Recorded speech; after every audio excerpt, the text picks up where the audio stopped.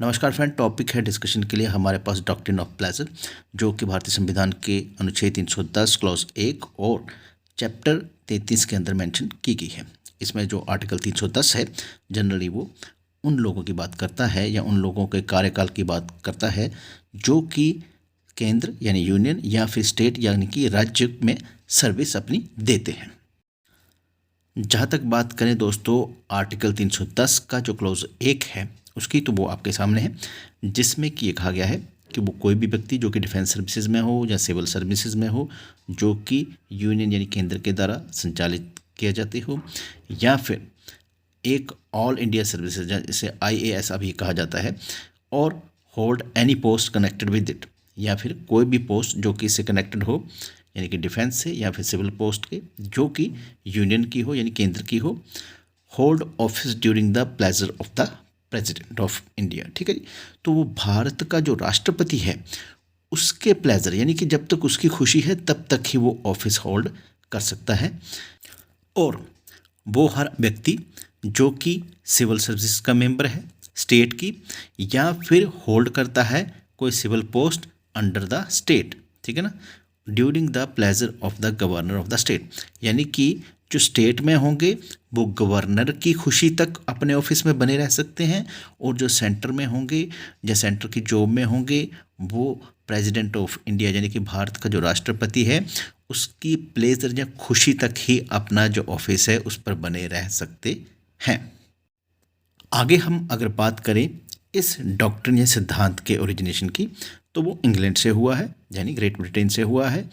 और ये common law की एक रूल की तरह आप इसको समझ सकते हैं, जिसमें कि ये कहा गया है कि भाई जो सिविल सर्वेंट है वो तब तक ही अपने ऑफिस पे रह सकता है जब तक कि क्राउन यानी कि किंग या क्वीन जो भी हो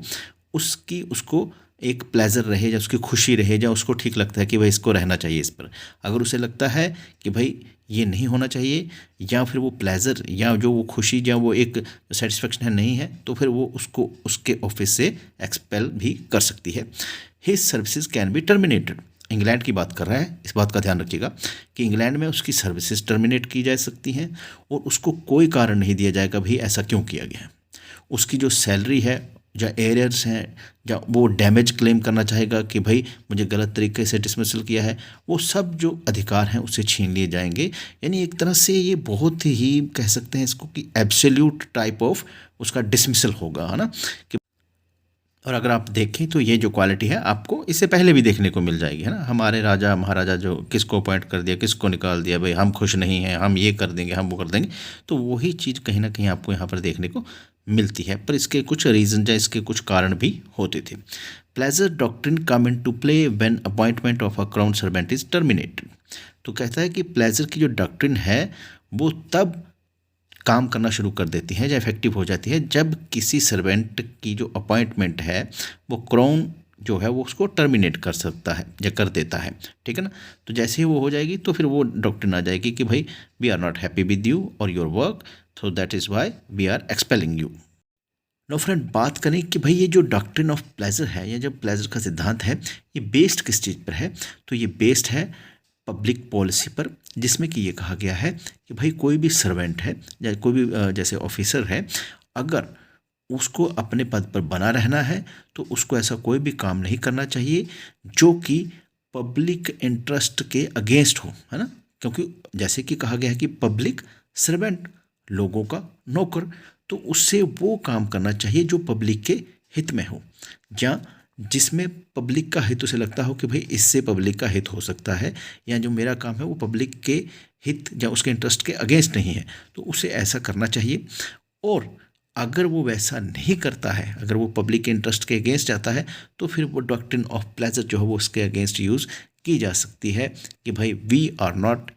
happy with your work, that's why you are being dismissed from the service. तो यहाँ पर आप देखेंगे कि ये जो हमारा आर्टिकल 310 क्लॉज 1 है कॉन्स्टिट्यूशन का, वो भी इसी डॉक्ट्रिन ऑफ प्लेजर के बेस पर बना हुआ है ना। पर इंग्लैंड से अगर इसकी तुलना की जाए डॉक्ट्रिन की, जो कि हमारे भारतीय संविधान में है 310(1) के अंडर, तो वो उतनी ज़्यादा हार्श नहीं है। यानी कि ये कहा जाए कि अगर आपको किसी को 310(1) के अंडर एक्सपेल करना है, डिसमिस करना है by using doctrine of pleasure, तो उसके लिए कुछ नियम कायदे कानून है जो कि आपको आर्टिकल 311 जो है भारतीय संविधान का, उसमें ही देखने को मिल जाएंगे, जिसमें कि बहुत सारे ऐसे चेक्स दिए गए हैं, जिसमें कि आपको कहा गया है कि भाई ये प्रोसीजर, इससे पहले कि आप उसको डिसमिस करें, ये प्रोसीजर आपको अडॉप्ट करना पड़ेगा। तो हम ये कह सकते हैं कि जो डॉक्ट्रिन ऑफ प्लेजर जो है इंग्लैंड में और जो doctrine of pleasure in India है, उसमें डिफरेंस है। इंडिया में उसको एक बड़े डेमोक्रेटिक वे में कि भाई डिसमिस तो हो सकता है, पर उससे पहले कुछ प्रोसीजर है जो कि भारतीय संविधान के अंदर ही दिए गए हैं, उनको फॉलो करना पड़ेगा। इसमें जो अनुच्छेद 310 उसकी क्लॉज 1 है, उसमें भी आपको देखने को मिलेगा, उसकी जो फर्स्ट लाइन की वर्डिंग है, वहाँ से उन्होंने ये बात कही है कि भाई इसके अलावा कि कुछ इस संविधान में हो,